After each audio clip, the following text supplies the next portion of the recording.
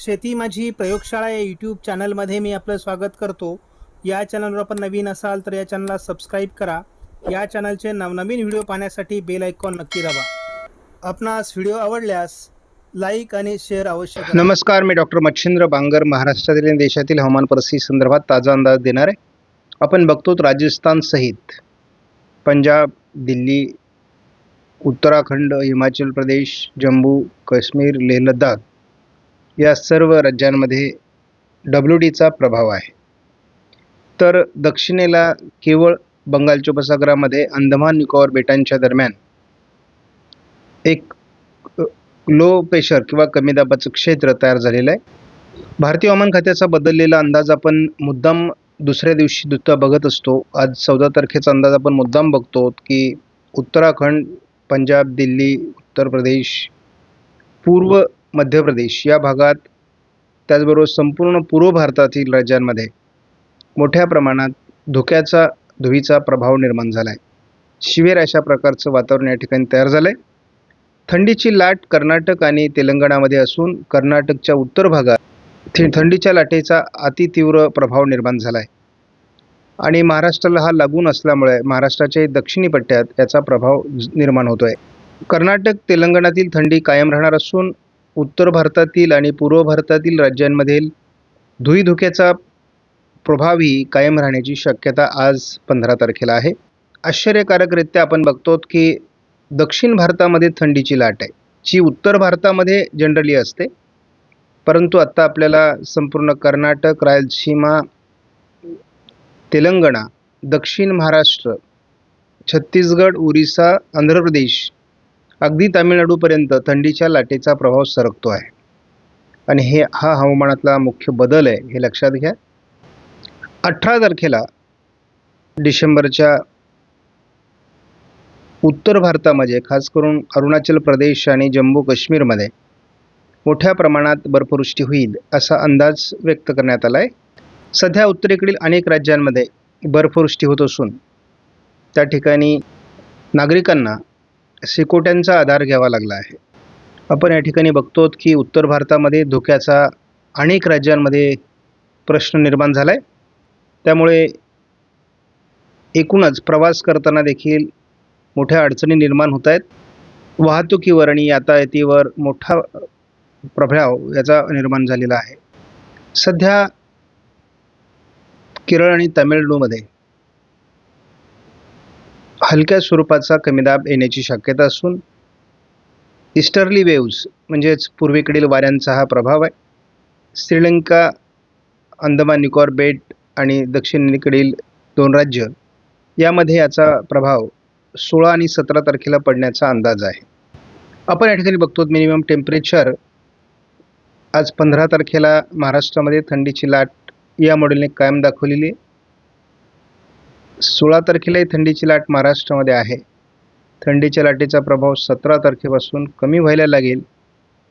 18-19ला थंडी थोडीफार कमी असेल, परंतु महाराष्ट्रात थंडी कायम आहे. आपण 20-21ला थोडी पूर्व विदर्भामध्ये थंडी कायम आहे, परंतु मराठवाड्यातही थंडी कायम आहे. मध्य महाराष्ट्र, उत्तर महाराष्ट्र, पश्चिम महाराष्ट्र, कोकणात थंडीचा प्रभाव कमी राहणार आहे, परंतु हा थंडीचा प्रभाव पुन्हा 22, 23 आणि 24 वाढतोय. त्यामुळे थंडीमध्ये चढउतार होतील. या दरम्यान म्हणजे 23-24च्या दरम्यान एक प्रभावी WD राजस्थान, गुजरातच्या दरम्यान सरकण्याची शक्यता आहे आणि त्यामुळे या ठिकाणी थंडीच्या प्रमाणामध्ये चढउतार होण्याची देखील शक्यता आहे. अतिउत्तरेकडील राज्यांमध्ये बर्फवृष्टी होते. आपण सध्याच्या परिस्थितीनुसार बघतो अतिउत्तरेकडील राज्यांमध्ये बर्फवृष्टी आणि अंदमान निकोबार बेटांच्या दरम्यान हलकं कमी दाबाचं क्षेत्र ही सध्याची परिस्थिती आहे. यामध्ये 17-18च्या दरम्यान थोडं तामिळनाडू आणि केरळच्या दरम्यान पावसाळी परिस्थिती निर्माण होऊ शकते.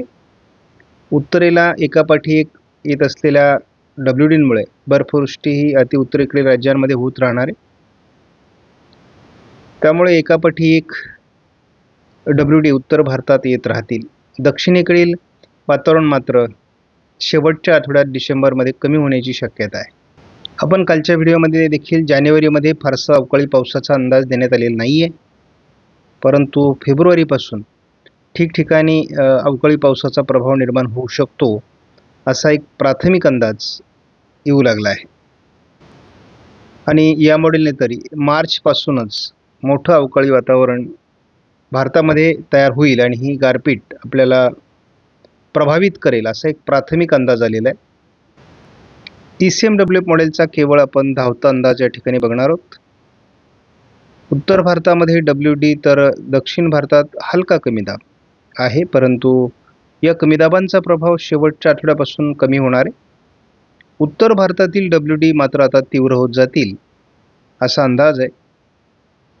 आपण बघतो साधारणपणे 26, 27, 28 तारखेच्या दरम्यान बंगालच्या उपसागराच्या दक्षिणेला थोडं वातावरण राहते आणि अतिउत्तरेला WDचा प्रभाव राहणार आहे.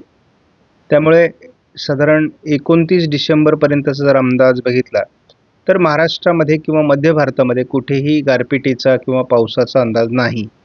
केवळ तामिळनाडू, केरळमध्ये हलकी परिस्थिती आणि उत्तरेकडील अतिउत्तरेकडील जम्मू काश्मीर, लेह लडाखमध्ये बर्फवृष्टी, या पलीकडे महाराष्ट्रामध्ये आणि भारतामध्ये पावसाचा अंदाज नाही.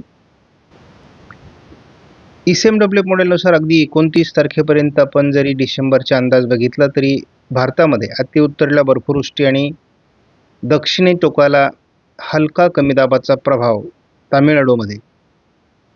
त्यामुळे या पलीकडे पावसाचा कोणताही डिसेंबरमध्ये अंदाज नाही.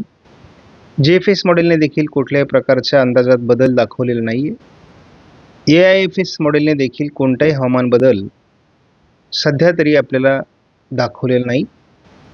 भारतामध्ये कुठल्याही प्रकारचं पावसाळी वातावरण नसलं तरी देखील आपण बघतो आखाती देशांमध्ये किंवा आपण म्हणतो अफगाणिस्तान, सौदी अरेबिया ठिकाणी आपल्याला WDचा प्रभाव दिसतोय. या ठिकाणी हलका कमी दाबाचा प्रभाव आहे. या पलीकडे भारतीय हवामानात विशेष बदल नाहीत. आपण कालही सांगितलेलं आहे, महाराष्ट्रामध्ये अगदी काठावरची, लाटेच्या काठावरची थंडी राहणार आहे. याचा अर्थ ती 15 अंशापासून तर 10 अंशापर्यंत हा थंडीचा प्रभाव महाराष्ट्रामध्ये पुढील 5 दिवस तरी दाखवण्यात आलेला आहे. आपणास व्हिडिओमधील माहिती महत्त्वपूर्ण वाटल्यास लाईक करा, शेअर करा, चॅनलला सबस्क्राईब करा. धन्यवाद. जय हिंद, जय महाराष्ट्र, जय बळीराजा.